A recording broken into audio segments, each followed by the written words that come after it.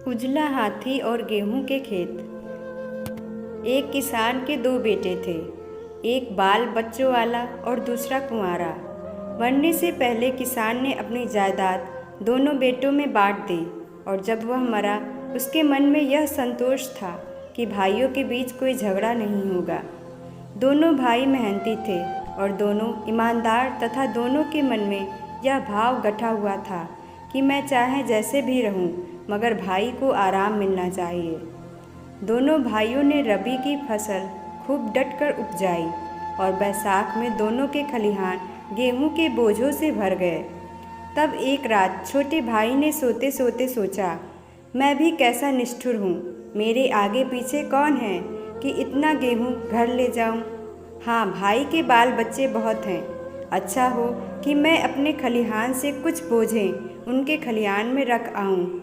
इतना सोचना था कि कुंवारा भाई उठा और अपने खलिहान से 20 बोझे उठाकर उसने भाई के खलिहान में डाल दिए और वह फिर से आकर सो गया। और नींद में उसने सपना देखा, दोनों ओर गेहूं के लहलहाते खेत हैं और वह उनके बीच उजले हाथी पर चढ़कर घूम रहा है। और ठीक यही बात बड़े भाई के मन में भी उठी। उसने सोचा, मैं भी कितना स्वार्थी हूँ, अरे मेरे तो बाल बच्चे हैं, भगवान ने चाहा तो जब वे जवान होंगे तो मुझे बैठे बिठाए 2 रोटियां मिल जाया करेंगी, मगर मेरा छोटा भाई, हाय उसका तो कोई नहीं है। क्यों ना अपने खलिहान से कुछ बोझे उठाकर मैं उसके खलिहान में डाल आऊं। अन्न बेचकर 10 पैसे अगर वह जमा कर लेगा तो बुढ़ापे में उसके काम आएंगे। और वह भी दौड़ा दौड़ा खलिहान में पहुंचा और अपने ढेर में से 20 बोझे उठाकर उसने छोटे भाई के खलिहान में मिला दिए और घर आकर वह खुशी खुशी सो गया। और सोते सोते उसने सपना देखा कि दोनों ओर गेहूं के लहलहाते खेत हैं और वह उजले हाथी पर बैठकर खेतों की सैर कर रहा है। और भोर में उठकर छोटा भाई अपने खलिहान पहुंचा तो यह देखकर दंग रह गया कि उसके बोझों में से 20 कम नहीं हुए हैं। और भोर में उठकर बड़ा भाई खलिहान पहुंचा, तब वह भी यह देखकर दंग रह गया कि उसके बोझों में से 20 कम नहीं हुए हैं। निदान रात में फिर दोनों भाइयों ने चोरी चोरी अपने बोझे भाई के खलिहान में पहुंचा दिए और दोनों ने फिर रात में उजले हाथी पर चढ़कर गेहूं के खेत में घूमने का सपना देखा।